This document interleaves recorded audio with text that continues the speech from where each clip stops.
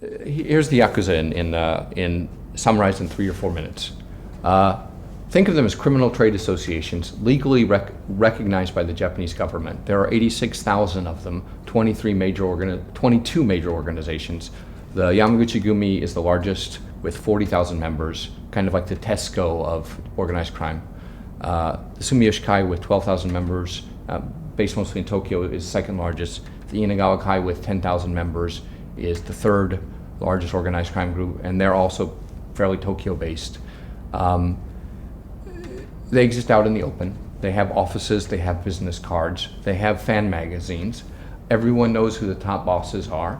The Japanese government regulates them, and there are laws restricting their behavior, but as criminal organizations themselves, they are not banned. And it is very difficult for the police to do an investigation that goes all the way up to the top. It's just problems within the Japanese law itself. There's no plea bargaining, very limited wiretapping, no witness protection program, no witness relocation program, no undercover work allowed. I mean, it's possible, but almost impossible in reality if you look at the laws.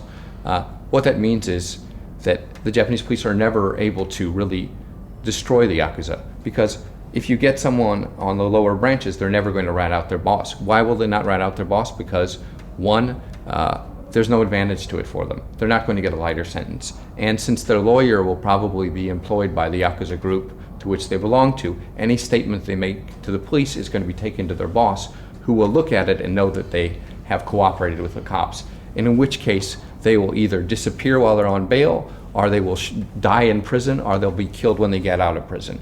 But if they keep their mouths shut, they get a cash reward, a bonus upon leaving prison, and a promotion when they get out. And that is how the yakuza make sure that investigations never go to the top. When a yakuza boss wants someone killed, he never orders it. He just sort of obliquely makes a reference to it. This happened to a yakuza friend of mine when he was still very young. The boss made a remark about a certain city council member he didn't like, and since my friend was very smart, he immediately said to the boss, "Oh, so do you want me to whack him? Do you want me to kill him?" And the boss was like, shaking his head. No, that's not what I'm saying. And that was the end of the discussion, because he knows that as soon as it's made clear that it's an order, that the boss isn't interested anymore, because now the trail of evidence could lead to him. So they're very smart. There's a book that was a memoir of an ex-yakuza boss who is in that book, Goro Tadamasa.